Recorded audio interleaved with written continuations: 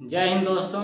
आज मैं ऐसे व्यक्ति के बारे में बताने जा रहा हूं जिनका भारत के एकीकरण में बहुत अहम भूमिका है। जी हाँ दोस्तों, और उस व्यक्ति का नाम है सरदार वल्लभ भाई पटेल। सरदार वल्लभ भाई पटेल की जयंती हर साल 31 अक्टूबर को मनाई जाती है।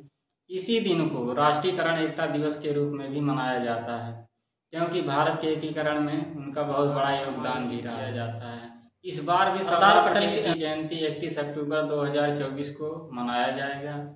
यह एक क्षेत्रीय सार्वजनिक अवकाश भी है जो गुजरात में मनाया जाता है।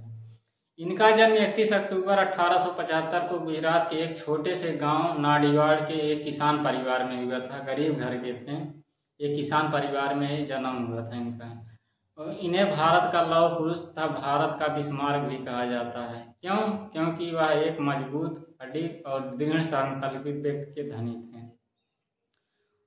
इसके अलावा दुनिया की सबसे ऊंची प्रतिमा, जिसे स्टैच्यू ऑफ यूनिटी भी कहा जाता है, उन्हें 31 अक्टूबर 2018 को समर्पित की गई, जो लगभग 182 मीटर ऊंची है, 597 फीट ऊंची है लगभग। सरदार पटेल का असली नाम वल्लभ भाई झावेर भाई पटेल भारत के एक स्वतंत्रता सेनानी और अधिवक्ता राजनेता भी थे। सरदार पटेल का प्रसिद्ध नारा एक भारत श्रेष्ठ भारत, एक भारत श्रेष्ठ भारत आज भी देश को प्रेरित करता है। भारत के लौह पुरुष के रूप में प्रसिद्ध सरदार पटेल ने केवल एक स्वतंत्रता सेनानी ही थे, बल्कि दूरदर्शी नेता भी थे।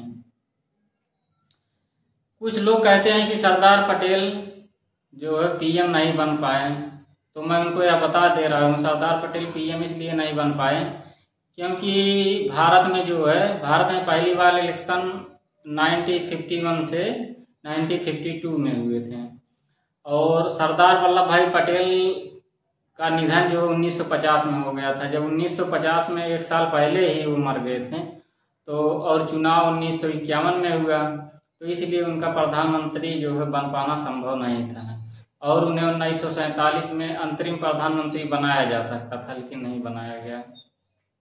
वे भारतीय राष्ट्रीय कांग्रेस के वरिष्ठ नेता थे, जिन्होंने भारतीय स्वतंत्रता आंदोलन और भारत के राजनीतिक एकीकरण में महत्वपूर्ण भूमिका निभाई थी। भारत और अन्य जगहों पर उन्हें अक्सर सरदार कहा जाता है, जिनका हिंदी, उर्दू, बंगाली, फारसी में अर्थ जो है प्रमुख होता है। उन्हें अक्सर सरदार इसीलिए कहा जाता है। लौह पुरुष सरदार वल्लभ भाई पटेल को पीवी नरसिम्हा राव सरकार ने 1951 में भारत रत्न सम्मान दिया। हालांकि यह सोचकर हम सभी को कष्ट होता है कि 1947 से 1990 तक किसी भी पीएम ने उन्हें यह सम्मान नहीं दिया।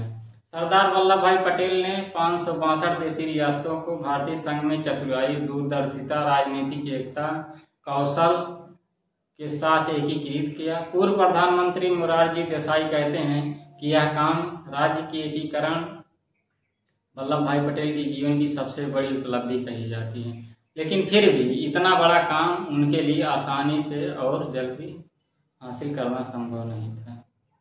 सरदार पटेल की एक बेटी थी जिनका नाम मणिबेन पटेल था। वह भी भारतीय स्वतंत्रता आंदोलन कार्यकर्ता और भारतीय संसद की सदस्य थी। कुछ लोग का मानना है कि गांधी जी ने पटेल के ऊपर जो है नेहरू को क्यों चुना, पटेल के ऊपर जो है नेहरू को क्यों चुना।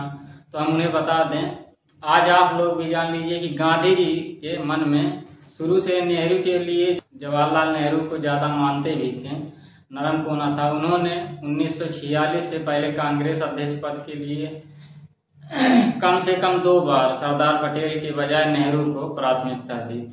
ऐसा 1929 में भी हुआ और 1937 में भी। गांधी जी ने नेहरू के आधुनिक दृष्टिकोण से प्रभावित रहते थे, क्योंकि नेहरू जी जो थे आधुनिकतावादी थे, दूरदृष्टि व्यक्ति थे नेहरू जी। इसीलिए महात्मा गांधी जो है नेहरू जी को ज़्यादा जो मानते थे। सरदार वल्लभ भाई पटेल लंदन से मिडिल टेम्पल की शिक्षा हासिल की और बैरिस्टर बने। उन्होंने अहमदाबाद में वकालत की।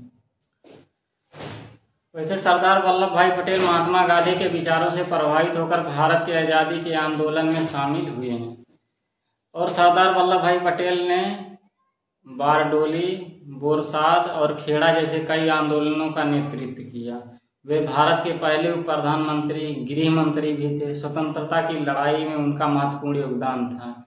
जिसके कारण उन्हें लौह पुरुष भी कहा जाता है।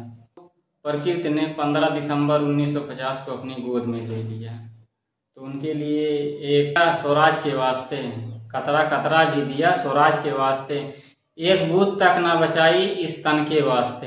यूं तो मरते हैं लाखों लोग हर रोज, यूं तो मरते हैं लाखों लोग हर रोज, पर मरना तो वो है जो जान जाए वतन की शान के वास्ते। जय हिंद दोस्तों। आज हम सभी भारतवासी इनके जन्मदिन के अवसर पर इनके महान कार्यों के लिए इन्हें आज भी याद करते हैं। जय हिंद, नमस्कार। मिलते हैं अगले वीडियो में। जय हिंद।